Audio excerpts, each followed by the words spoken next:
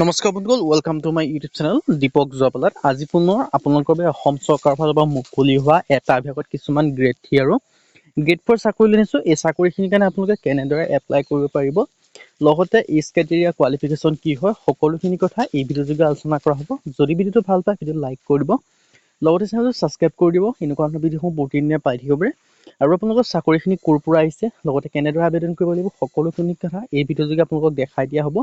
আৰু আপোনালোকে যাতে সকলোৱে জবৰ আপডেটসমূহ পাই থাকে তাৰ বাবে চেনেলটো অলপ ছাবস্ক্ৰাইব কৰি দিব। আহক আজি আমি ভিডিঅ'টো আৰম্ভ কৰোঁ।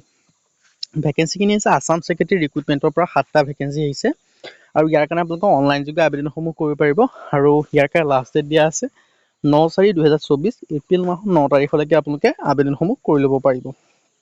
আৰু আপোনালোকৰ ভেকেঞ্চিখিনি হৈছে 7টা additional secretary, portfolio' officer, language reporter, assistant librarian আৰু ষ্টেনোগ্ৰাফাৰৰ ভেকেঞ্চি আছে। আৰু ইয়াৰ কাৰণে আপোনালোকে এপ্লাই অনলাইন যোগে কৰিব পাৰিব। এডিশ্যনেল ছেক্ৰেটাৰীৰ কাৰণে এটা ভেকেঞ্চি আছে। এডুকেশ্যন কোৱালিফিকেশ্যন বিচাৰিছে মিনিমাম 7 বছৰ এক্সপিৰিয়েঞ্চ থাকিব লাগিব জুনিয়ৰ ছেক্ৰেটাৰীয়েটত কাম কৰা। এজ লিমিট দিয়া আছে 50ৰ পৰা 55 বছৰৰ ভিতৰত হ'লে আবেদনসমূহ কৰিব পাৰিব।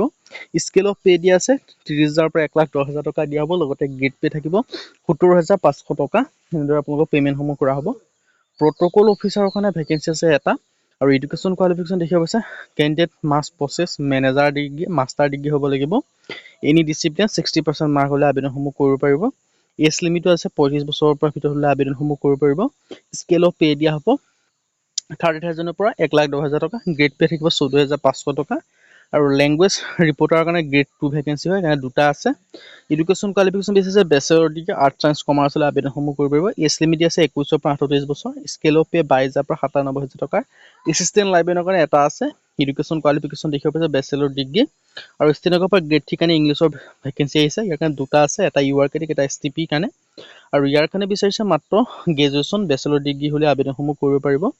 আৰু the candidate should have the 21 বছৰৰ পৰা 38 বছৰৰ ভিতৰত হ'লে আপোনালোকে আবেদনসমূহ কৰি ল'ব পাৰিব। স্কেল অফ পে দিয়া হ'ব 14,000 পৰা 70,000 টকা। লগতে গ্ৰেড পে 8,700 টকা পাব।